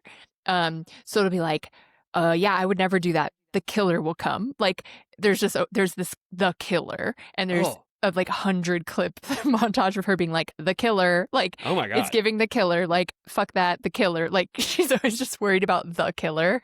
That is so fun. Should I make that the third clip I watch? Yes. Okay. I'll send you a playlist. Okay, I love that. What did you? Okay, so we're getting out of this scene. What did you? I mean, was it shocking to you at all? I mean, or anything else to say about it, or was it kind of just, it's just a fart-related scene, I guess, right? Yeah, but then it gets serious, and Mary's kind of crying in her confessional about how she never lets people in, and that if you betray her, she'll lock you out. She says she'll unmemorize your existence. She'll do a full eternal sunshine on your ass. But they hug in the end, and it's okay. Yeah, it was sweet. Mary says, I didn't come here to cry. I came here to tell you off. But she says, I don't think I could live my life without you. Yeah. And, a wonderful thing about Salt Lake City is this budding, blossoming, blooming friendship between Angie and Mary, which you could have never imagined. The start was, she said, Angie, you've got like a piece of fuzz in your hair, or no, right? Angie said you got gum in your hair or something to Mary, and Mary goes, thank you. And then that set them on this path of having this beautiful friendship. Okay, next up, Heather at Katie Longworth, it's a dress. Katie Lang.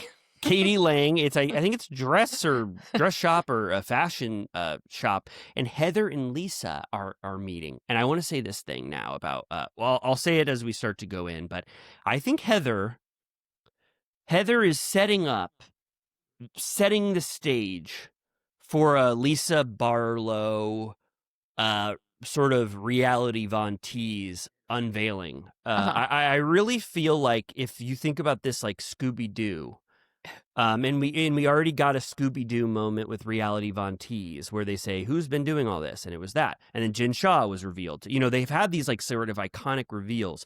I almost felt like, and I could be totally wrong, I'm wrong all the time, but I felt like Heather really changed her spirit towards Lisa between last episode and this episode, where she's sort of setting up everyone to be on pins and needles and be very suspicious of Lisa Barlow, almost like she is going to be able to find proof that Lisa either did the Meredith shit or that she perpetuated the Bronwyn shit. And I'm very sad to see that, because I feel like it will mark the end of Lisa and Heather forever if Heather turns on Lisa now. Do you sense that at all? Or do you think that's at all a possibility, or maybe am I overanalyzing Heather's intention here? Yeah, it does seem, by the, what happens here, and then in the clip for next week when they're on the boat and she's like, I think you're the source of it all. So it is like a mission. Yeah. And Meredith too, later when we talk about that scene, I was almost like, man, you're really setting Meredith up. Like, you're teasing her, you're pushing her to the precipice, and you're just waiting and just making it that when I find the proof, when Meredith says, I find the proof, then I'll make that decision. I was like, whoa, damn. Heather's like sort of, maneuvering the season Right. to her will, like she's done in the Yes. past. Yes. We also get, because basically this whole conversation is Heather saying, you can't keep saying what Angie did was so wrong when you do the same exact shit. If she's a bitch, you're a bitch. And she goes, what did I say that was so bad? She goes, well, the suit man? What the hell is that? And she goes, suit. I meant the suit man, which makes no more sense. Is also not a real thing. No, But I mean, it's what did you revealed. There's nothing behind it. You were right. You were right last week. You said not one little piece of soup will be spilled next week. This will be a open and shut into the mystery. And I said Soup Man's going to be with us the entire season. And like always, I was wrong. Suit Man, not soup. And it meant nothing. She goes, who was Suit Man? And she goes, I don't know. Lisa says, I don't know. I was just saying, she doesn't say this, but she said she was accusing me of having an affair. So I just pulled Suit Man basically out of her ass. Yeah. Could you believe that? Why would she say so? Why would she say Suit Man? Where would that even have? Did she see Angie in a photo and there was a guy in a suit behind her or something, and she thought that she might be having an affair with that guy? Yeah, she was like, she kept bringing up me and a man, so I said that she was with the suit man. It's like, you're insane. Yeah, Heather. Yeah, I was bummed to find out that Lisa was just pulling out nothing for that one. Heather says a very funny line. She goes, learning that Soup Man is actually Suit Man clears a lot of things up. First of all, he sounds a lot hotter. And I was like, oh, that's so funny. It's so true. Suit Man sounds hotter than Soup Man, don't you think? Lydia dressed as Charlie Chaplin just popped into my mind. Really? Suit Man. It's true. It's like, if you think about Suit Man, I'm like, James Bond, Lydia is Charlie Chaplin. Like, what does it mean? Their whole embodiment is a suit. But she goes, nobody, there is no Soup Man nor Suit Man. And then I think maybe Heather that's a little bit of a turning point in this conversation, where she says, you do all of the shit that you're accusing us of. Lisa talks about money or something. She's like, you don't count thy money on me. If I counted your money, it would be easy to count because there's not very much of it. And Heather goes, see, that's the kind of shit that's bad that you do, just like Angie does. You know what I mean? And Lisa cannot believe that Heather, it's kind of like a falling of a domino or a pawn on the board, just got taken over by the queen on the other side, whatever chess stuff is. You know what I mean? She's kind of like, E2, Heather. Right. I cannot believe it. And she even puts her sunglasses on and starts to cry as this conversation goes on longer. And she goes, I had no idea that you were going to do this to me too. It was very sad. I think Lisa is, I don't know, I'm alone on this, but I really feel like Lisa is going through a lot of stuff, and she's never been the target by absolutely everyone, plus the John shit, plus probably her kid on a missionary trip, all this shit, business stuff potentially. And it's really hurting her feelings that on this one sort of space that she has, that she used to rule the shit out of, she's now the odd person out, deeply by everyone. Right. Yeah, because Heather's saying there's a reason why no one rides for you, because they've all been burned by you, and she cannot believe that she has no allies. They fight during her checking out with whatever shopping she's done while they've been having this conversation. And a la season 1, Teresa Giudice, she is paying with a fat stack of $100 bills. Holy shit. I don't know what the hell I did. I looked away for a second. Oh my God, really? All cash. Yeah, and I'm like, that is such a red flag. Like, what are you doing?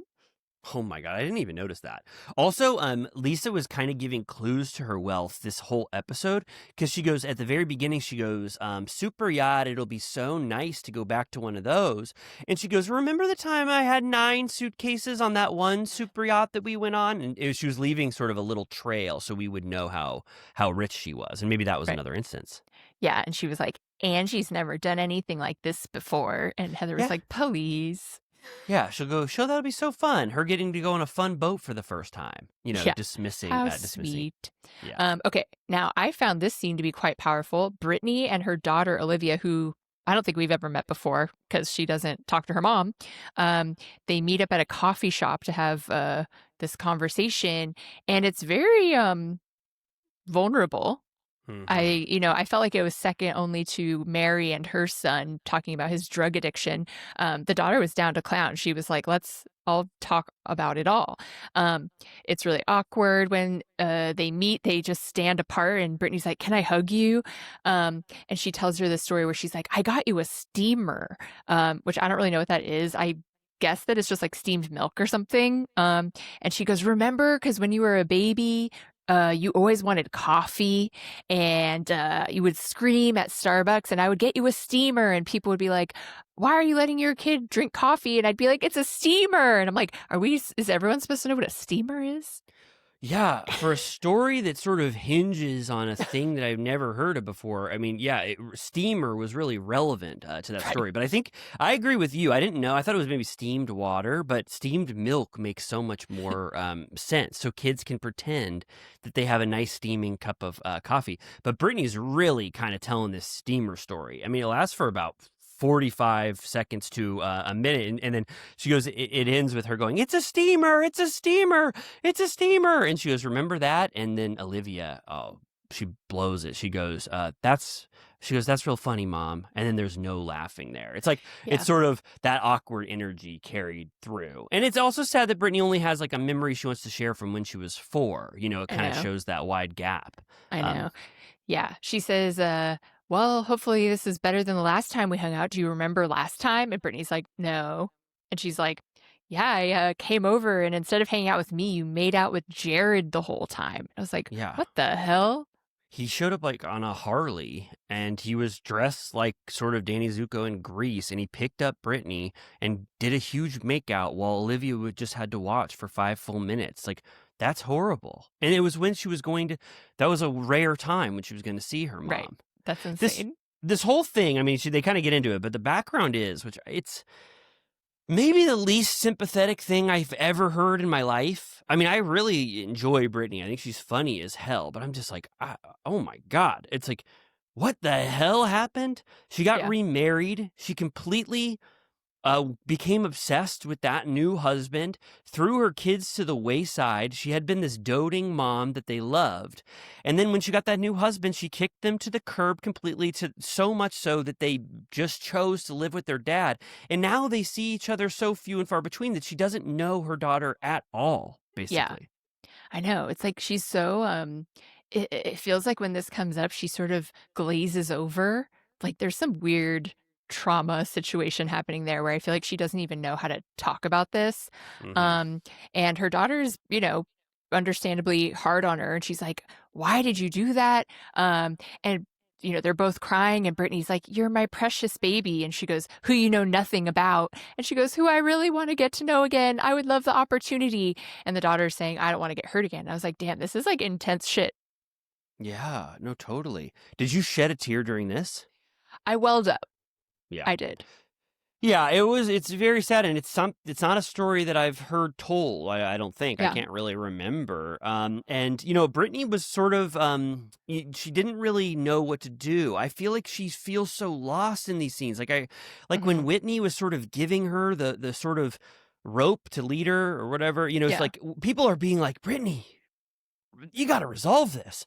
This Jared shit is weird, not good. You've got this estranged relationship with your daughter that is so much more important. And Olivia has to like tell her right to her face, like, hey, that was odd what you did. And you need to figure out what the hell makes you guy obsessed to where Right. you lose everyone else in your life except these people. And then Jared is sort of like this sort of archetyped of just this shitty asshole boyfriend. Like, he's the worst person to have on the other side of this thing to imagine Brittany running off to get on the back of his Harley. You know what I mean? It Yeah. is just it's really shocking to me. I guess in what you said about Brittany glazed over, it's still shocking to me that she doesn't realize that this is a huge thing that she needs to remedy in her life. Right.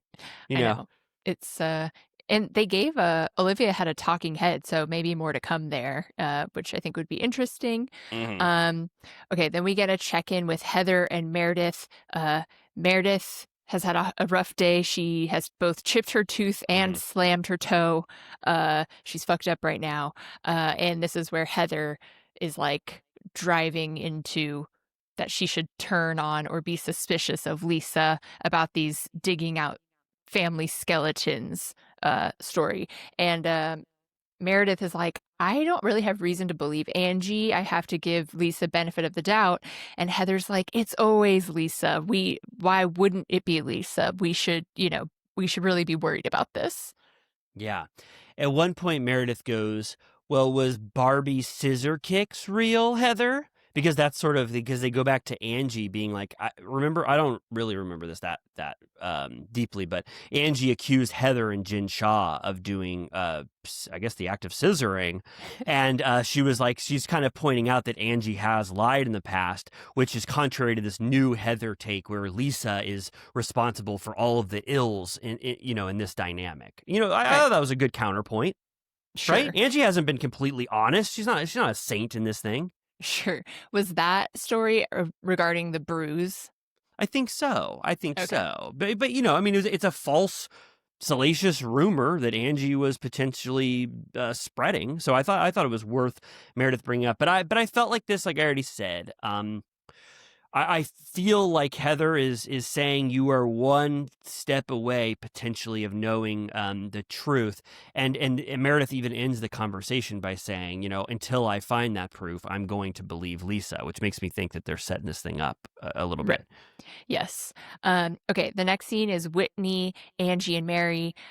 Really, the only point of this is to get us excited that they're going on a below deck excursion because they're filling out their preference sheets. And they're like, Mary, you must do this because you have such specific needs. She says like 30 times that she needs to make sure they have 2003 Dom Perignon. And then the other thing to note is that Angie brings up that there has been tea on Bronwyn out and about in the news, and it's that headline, which I vaguely remember, of allegations of identity theft. Me too. I was like, yeah, I remember that. And I'm like, what the hell? Like, we didn't do anything with that. It just came out. and Right. Like, I didn't think about it again. It seemed like a big deal. But you know what I mean? I was like, it's funny. I guess we both just waited for it to come up as a storyline, Right. on this season. But it's like, it's funny that we saw this in real time, but I know. we did nothing with it.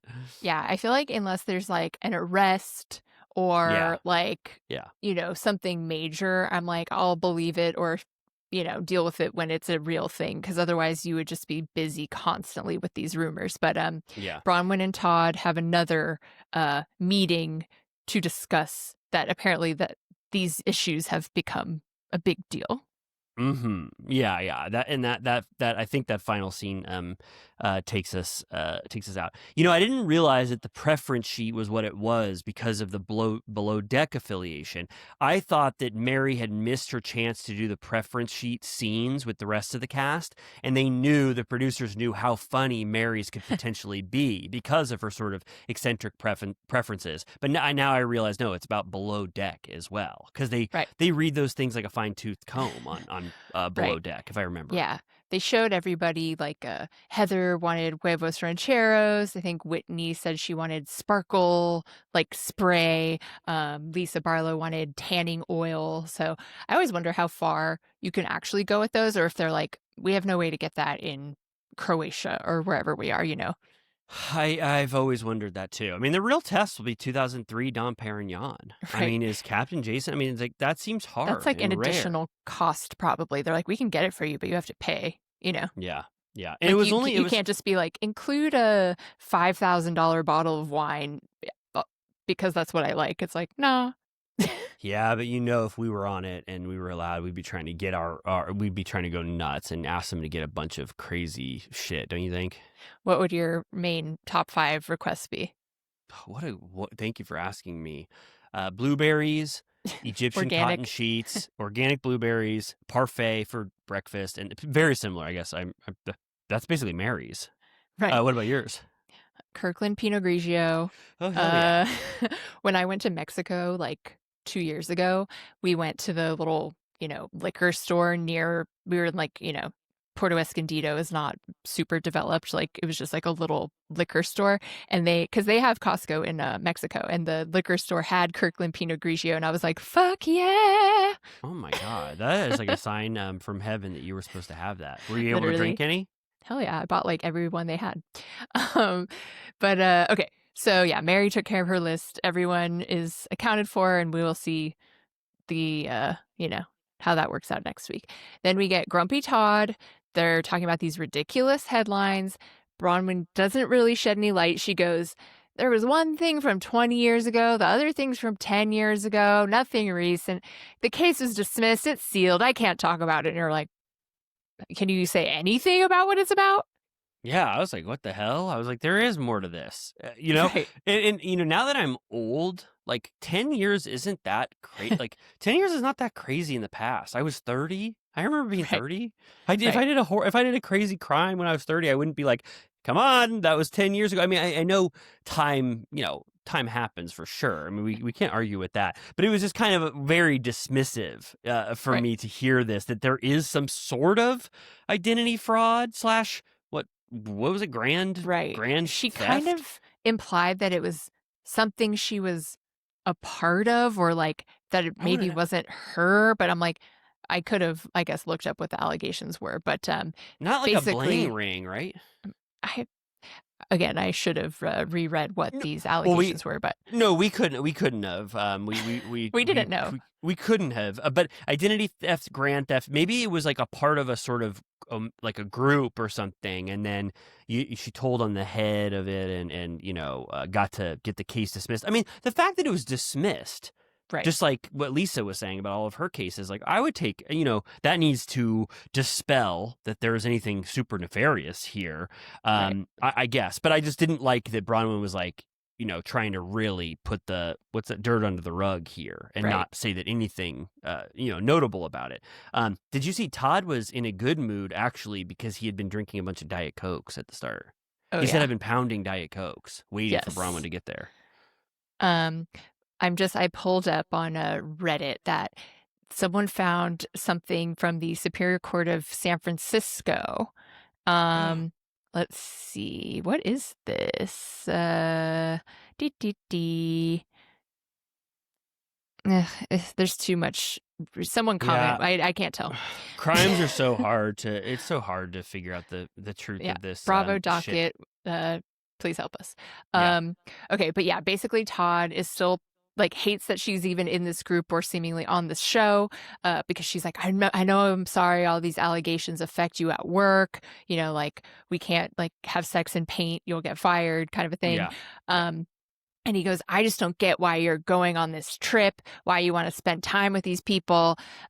He goes, it's a weird thing because it sounds like a sound bite, so I don't know what moment it's from, but he says regarding Lisa, he goes, I wouldn't piss on Lisa if her brain was on fire. Yeah. Yeah, I never heard that not before. The brain. I know. I think he had to piss because he had had so many Diet Coke, so pissing was on his brain. And so he said, I wouldn't piss on her brain if it was on fire. And then he goes, guess what? He says a bunch of other shit because he's filled up with piss. He goes, guess what? And also a tiger can't change their stripes. And he goes, in a big wet gutter, you don't want to get in a big wet gutter with her and muck around in a bunch of slippery slime. And like I could just tell that he was sort of having to hold his piss back because the metaphors were getting very, very much sort of water oriented or wet oriented. Gutter, muck, and slime. Yeah, he was kind of losing it. He said, he goes, piss on brain, and then he goes, wait, I take that back. Tiger, no stripes. And then he goes, wait, no, rolling around in a big gutter, you get a muck around in a big slime. And then he goes, sorry, I'm blowing it here. Bronwyn, he goes, I get if you want to go. I get it. You're a big girl or a strong woman, as some might say, but don't come home to complaining to me if you get in a fight with Lisa. So it's like, oh, God damn it. Yeah, he's like, Todd, no support here. Yeah, it's like I get that he's whatever. Yeah, I agree with you completely about it's like if you're gonna be a house husband or whatever, do something else. I don't want you to pretend, but just don't be dour and be like that all sucks and I hate to hear it and I told you I don't like it, so stop saying it. It's like, okay, find some middle ground here of what you can do to be supportive. I mean, it really paints a portrait that her life is hell and she has to just hang out with this grump all the time. Yeah, and mission unaccomplished on trying to get past the post grump Todd. He's been even grumpier. He's getting more and more steamed as he sits there. He's like, You maybe thought I was grumpy. Well, you haven't seen nothing yet. Oh my God, that is so good. Oh my God, Todd tagline alert.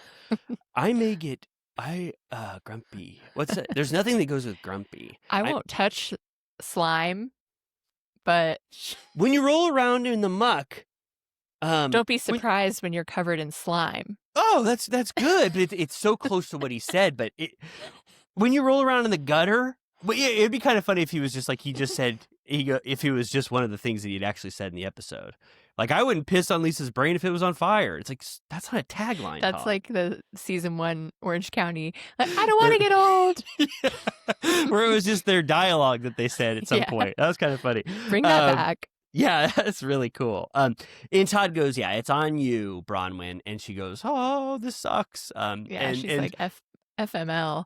Yeah, totally. And then next week, like you said, we're on that yacht. Captain Jason goes, "I'm gonna get you nice and wet, and then throw you overboard." And then that's they tease Heather, going, "Lisa, you are the worst villain that we've ever had. We all hate you." Angie barfs. And Angie goes, "Oh my God, I can't stand it out here. I'm gonna barf." And then we get those below deck people. What are they called? Below deck. The below deckies. Yachties. Yeah. Below deckies. And they go, "She's throwing up." And we forgot the Dom Perignon. Do you think that we're gonna see the reverse of the upstairs downstairs on below deck Mediterranean? You think we're gonna get alternate That would be angles? fun. I think they should.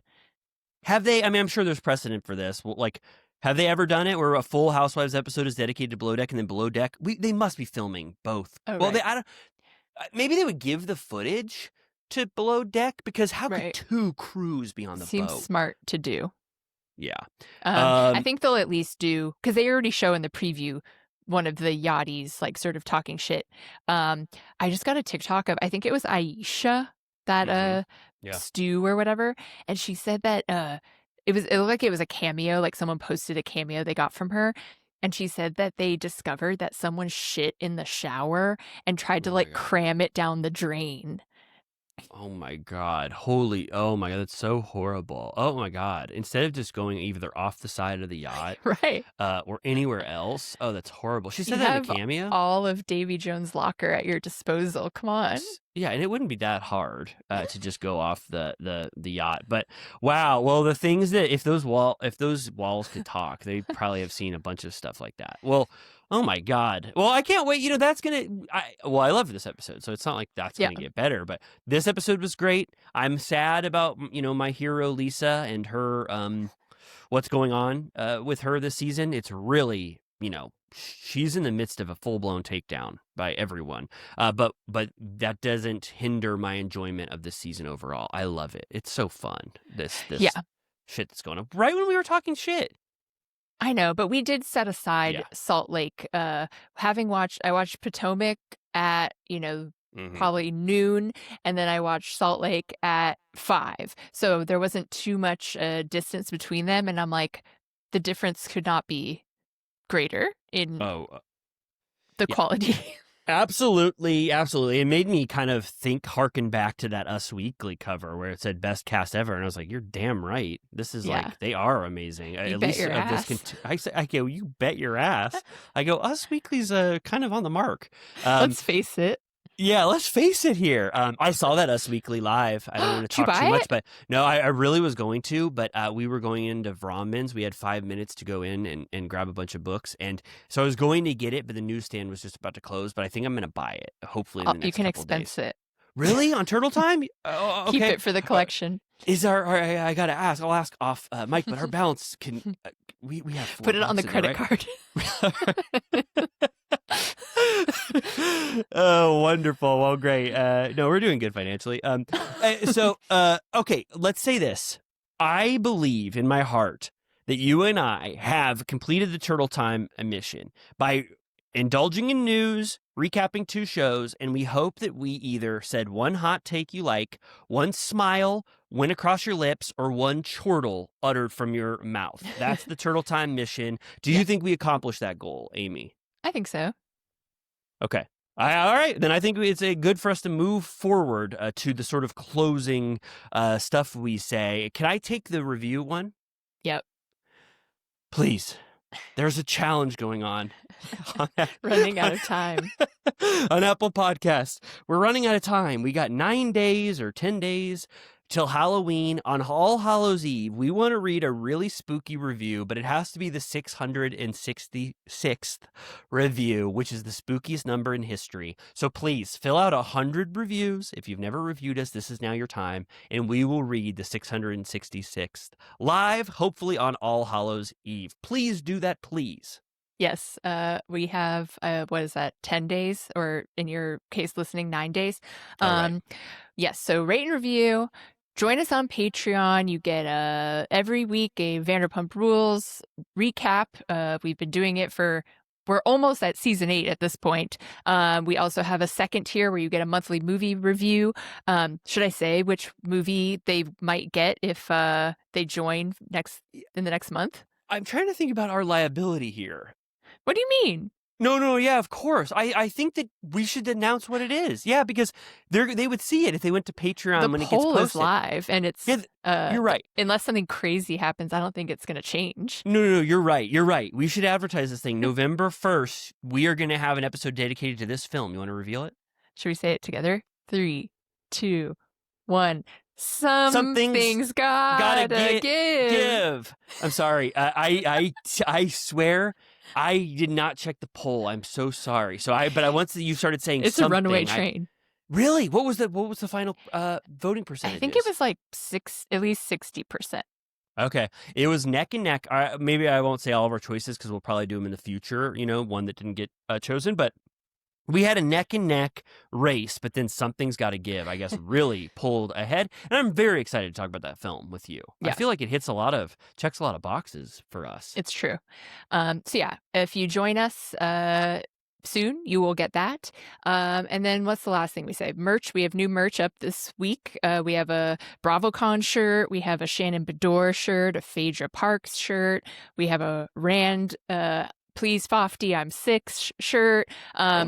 So go check that out. Buy some stuff. Yeah, you have to see this merch. Get over there right now. Go to the Turtle Time Etsy store. You got to see this beautiful BravoCon shirt. People are saying, I'm not even going to BravoCon, but I'll wear this shirt. We got beautiful new fan shirts. I have people texting me right now about our merch. That's how hot it is. Real seriously, people are going, I need this shirt immediately. So go there. And also it's a fun, sort of easy way to support Turtle Time because you give us money, which we love. I mean, God, have we mentioned how much we love money? But you get something in return, a good merchandise. So please do that. And then, Amy, I mean, I think that's all we have to say, right? We've got another episode on Friday. Hope you enjoyed. Thanks for joining us as always. Goodbye. See you Friday. Goodbye.